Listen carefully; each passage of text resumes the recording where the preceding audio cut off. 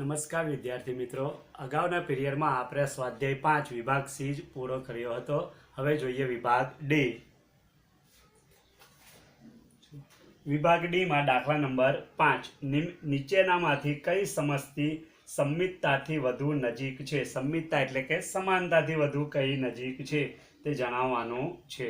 બે માહિતી તમને આપેલી છે, એક છે સમસ્તી એ અને બીજી છે સમસ્તી બી. દાખલા નંબર 5 સમસ્તી એ,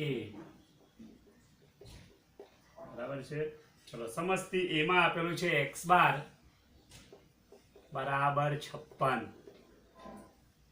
mo બરાબર 60, s બરાબર 24. ચલો, એવી જ રીતે સમસ્તી બી આપેલું છે.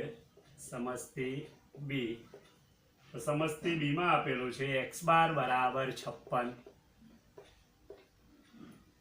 mo બરાબર 60 અને s આપેલો છે 30. બરાબર છે મિત્રો, આટલી તમને રકમ આપી છે. બરાબર છે.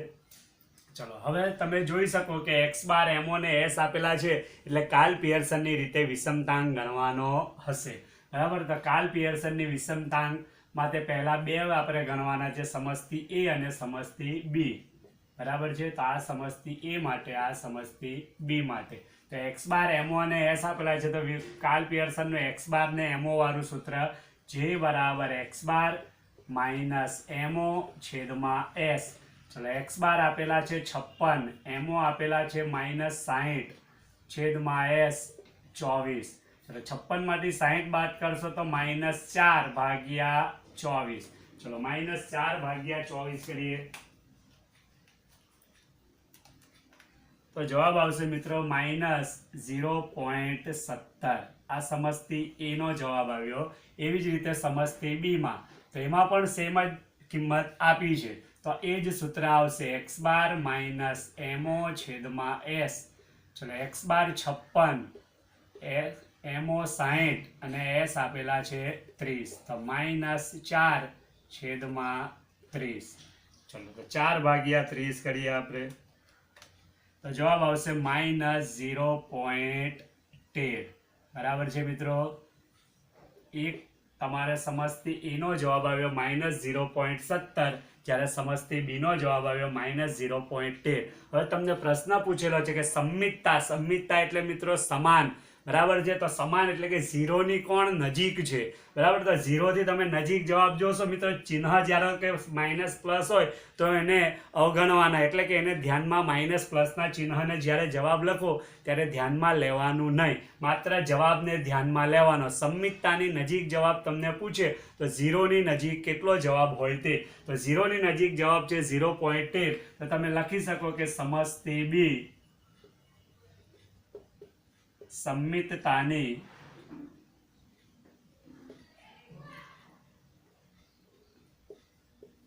વધુ નજીક છે. બરાબર છે મિત્રો, 0 થી જેનો જવાબ નજીક હોય, બરાબર, આ 0 થી નજીક કહેવાય 0.13, આ 0.17 આના કરતા દૂર કહેવાય, તો 0.13 નજીક છે એટલે સંમિતતાની વધુ નજીક કહેવાય. તો મિત્રો, આ હતો તમારો દાખલા નંબર 5. હવે આપણે જોઈએ દાખલા નંબર 6. નીચેની માહિતી પરથી સમસ્તી એ અને સમસ્તી બી માંથી કઈ વધારે વિષમ છે? વિષમ એટલે મિત્રો 0 થી જવાબ દૂર હોય, મોટો હોય એ જવાબ. તો એમાં પણ આપેલું છે સમસ્તી એ. સમસ્તી એમાં આપેલું છે 4q1 બરાબર 3q2 બરાબર 2q3 બરાબર 144. બરાબર છે મિત્રો, સમસ્તી બી.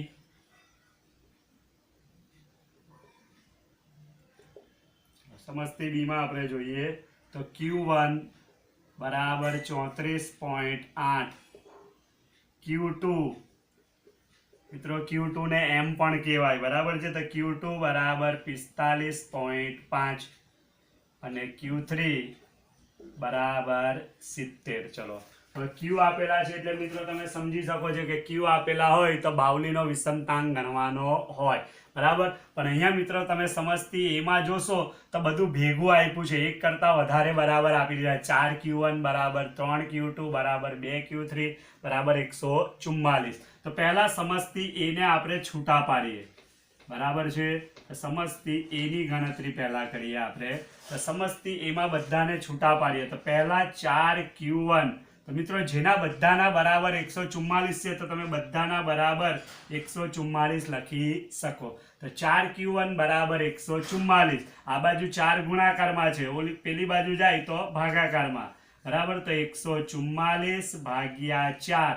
ચલો તો 144 ભાગ્યા 4 કરશો તો તમને Q1 નો જવાબ આવી જશે. 144 ભાગ્યા 4 તો જવાબ આવશે મિત્રો Q1 નો 36. ચલો એવી જ રીતે મિત્રો Q2 ગણીએ તો Q2, તો જુઓ અહીંયા 3Q2 છે તો 3Q2 બરાબર પણ 144. તો Q2 બરાબર 144 ભાગ્યા 3. ચલો Q2 નો જવાબ જોઈએ 144 ભાગ્યા 3 તો જવાબ આવશે મિત્રો 48. ચલો એવી જ રીતે Q3, તો 2Q3 બરાબર પણ 144 કહેવાય. તો Q3 બરાબર 144 ભાગ્યા 2. તો Q3 બરાબર 72. 72 જવાબ મિત્રો આવશે. મિત્રો ચતુર્થક તમે જ્યારે પણ ગણો તો Q1 હંમેશા નાનો હોય છે, Q2 એના કરતા મોટો અને Q3 સૌથી મોટો હોય છે જવાબમાં. અહીંયા પણ તમે જોઈ શકો બીજા સમજતી બીમાં તો Q1 34.8, Q2 એના કરતા મોટો 45.5 અને Q3 સૌથી મોટો 70. બરાબર છે મિત્રો. આ તમે હજુ માત્ર Q1, Q2 અને Q3 ની સમજતી એની ગણતરી કરી. હવે તમે ગણતરી કર્યા બાદ હવે તમારે બાવલીનો વિષમતાંક ગણવાનો રહેશે. ચલો તો પહેલા એ માટે ગણીએ તો બાવલીના વિષમતાંકનું સૂત્ર મિત્રો Q3 plus Q1 minus 2m છેદમાં Q3 માઇનસ Q1.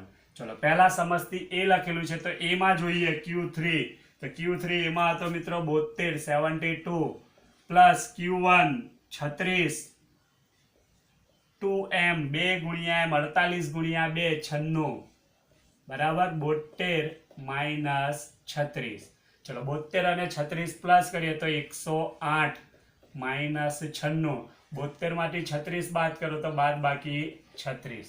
ચલો 108 માંથી 96 બાદ કરીએ તો આવશે 12 ભાગ્યા 36. ચલો 12 ભાગ્યા 36 કરીએ તો જવાબ આવશે 0.33. બરાબર. સમજતી એનો જવાબ આવ્યો મિત્રો 0.33.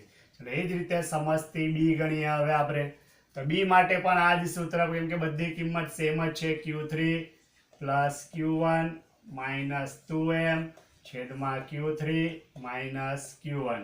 ચલો સમજતી બી માં Q3 તો 70 આપેલો છે. ચલો સમજતી બી માં Q1, તો સમજતી બી માં Q1 34.8 આપેલા છે. 2m 2 ગુણ્યા m 45.5 ગુણ્યા 2 તો આવશે 91 જવાબ. ચલો 70 માઇનસ 34.8. ચલો 70 માં 34.8 ઉમેરશો તો આવશે 104.8 માઇનસ 91. ચલો બાદ બાકી કરીએ 70 માઇનસ 34.8 તો જવાબ આવશે મિત્રો 35.2. ચલો આપણે બાદ કરીએ 104.8 માંથી 91 બરાબર તો 13.8 આવશે બાદ બાકી છેદમાં 35.2. ચલો 13.8 ભાગ્યા 35.2 તો જવાબ આવશે મિત્રો 0.39. ચલો હવે તમને સવાલમાં પૂછેલું છે કે કઈ વિષમ છે. વિષમ એટલે મિત્રો 0 થી દૂર મોટો જવાબ હોય એ. તો 0 થી મોટો તમે જવાબ જોશો તો 0.33 અને 0.39. બરાબર. તો મોટો જવાબ 0.39 છે. તો વિષમ પૂછે તો મોટો જવાબ ને સંમિતતા પૂછે તો નાનો જવાબ લેવાનો. બરાબર. તો મોટો જવાબ સમજતી બી નો છે તો સમજતી બી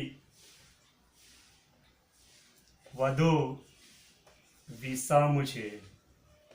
બરાબર, સંમિતતા એટલે 0 ની નજીક ને વિષમ એટલે 0 થી દૂર. બરાબર છે મિત્રો. તો અહીં તમારો દાખલા નંબર 6 પૂરો થયો. હવે જોઈએ દાખલા નંબર 7.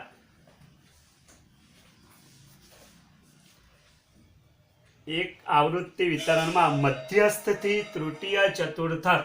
મિત્રો મધ્યસ્થથી, બરાબર છે, તમને મધ્યસ્થથી કીધું તૃતીય ચતુર્થક. તો તૃતીય ચતુર્થક મધ્યસ્થ, અહીંયા તમને કીધું એ Q2 એટલે મધ્યસ્થ કહેવાય એમ. બરાબર છે.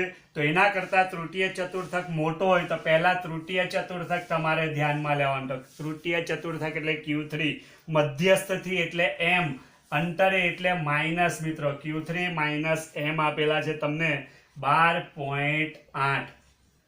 ચલો ત્યાર પછી મધ્યસ્થથી પ્રથમ ચતુર્થક. ચલો મધ્યસ્થથી પ્રથમ ચતુર્થક એટલે m થી Q1 નાનો હોય. બરાબર, એટલે m પહેલા લેવાનો, Q1 પછી. અંતર છે 11.2, અંતર એટલે બાદબાકી. આ રીતે કિંમત આપી છે. હવે તમારે વિષમતા અને વિષમતાંક ગણવાનો છે. બરાબર છે મિત્રો. તો આપણે વિષમતા અને વિષમતાંક ગણીએ.